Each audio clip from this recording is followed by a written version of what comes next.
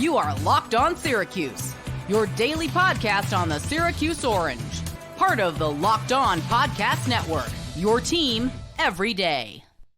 One of the top players remaining in this transfer portal cycle has visited Syracuse football per multiple reports. Let's talk about Fresno State defensive back Julian Neal. 24/7 Sports is incredibly high on Julian Neal. They have him as a top 70 overall player in the transfer portal. That also includes players that entered in the fall portal window, and he's the top defensive player remaining on 24/7 Sports. Now, to tell both sides of the story, On3 is considerably lower on Julian Neal. They don't even have him as a top 300 overall transfer. That being said, if you just put the ranking aside with Julian Neal, I believe that this would be a fine addition for Syracuse football. Dare I say, a really good addition for Syracuse football. And before we really dive into Julian Neal, I want to hear from you in the comments section below. Would you be excited if Syracuse lands Julian Neal? Comment yes or no, and tell me why in the comments section below. The good news for you all, if you really want Julian Neal, is that there is a direct connection between Syracuse and the Fresno State defensive back. I have said so many times here on this podcast that money is not everything in the transfer portal.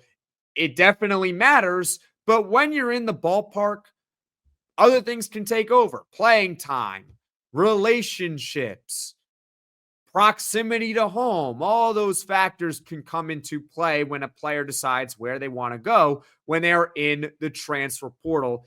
In this case, we have some really good news. Syracuse defensive analyst Kevin Coyle was the defensive coordinator over at Fresno State since 2021 per their website. And guess what?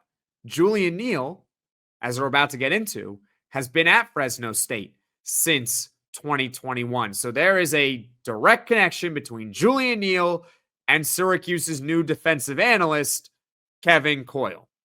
Julian Neal is 6'2". He's 200 pounds and presumably entering his final year of college eligibility. He has played 4 seasons over at Fresno State. He played from 2021 to 2024, and this past season he played in 12 games. He had 2 interceptions, 6 passes defended, and he got a Pro Football Focus grade for the season of 70.3. Now, you might be asking yourself, Jackson, what does that mean, and why should I care? What does that 70.3 mean? Well, with Pro Football Focus, they grade players on a scale of 0 to 100, and if you get a 100, that is the highest grade possible. And if you get a 0, that is the lowest grade possible. So higher the number, the better. And this is not like you going to school and you get a 70 in a class or a test, and that is barely passing a class. No, in this scenario, 70 is actually a pretty good grade to get on Pro Football Focus. Here's more that you need to know about Julian Neal, all right? He was originally committed to Stanford in the transfer portal, but Stanford, and we don't have to dive too deep into this, they fired their head coach, which means that every player can then enter the transfer portal. And that is honestly, I think we can all agree, a pretty fair rule. If a school fires their coach, you can enter the portal at that point. You get an extension. And Julian Neal was granted his release from the program, and that is why he is back in the transfer portal.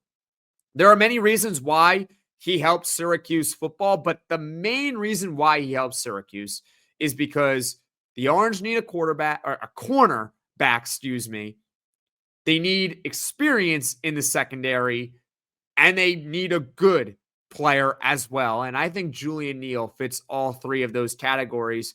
Syracuse's cornerback room is incredibly young, and it showed during the spring game. You can go on Syracuse.com and find at least some of the stats and some of the observations out there, but they committed a lot of penalties. They got beat on some contested balls. So Syracuse could use another starting corner. Now, they have true freshman Demetrius Samuel, who could be really good right off the bat. And I think we all have high hopes for Demetrius Samuel, who's one of the best Syracuse football recruits in the last 20 years. So he could be really good. And then he got true sophomore Davian Kerr, who started for Syracuse during the spring game. Both guys are talented, but they really lack experience, specifically Demetrius Samuel, because he's just a 17-year-old true freshman. At least Davian Kerr was here last year, and he played some games, especially down the stretch for the Orange. If Julian Neal were to commit to Syracuse, he instantly becomes the team's cornerback one and a direct replacement from what Syracuse had a year ago, which was Clarence Lewis from Notre Dame. And also, it knocks everyone's role down just a little bit. That's a good thing, by the way. When you get a really good player and all of a sudden your presumed number one and number two all of a sudden get knocked down to your number two and number three, that's a good thing. So overall, Julian Neal, I like the fit. Syracuse could use a corner. They could use a good corner. They can use some experience. He fits all three of those categories.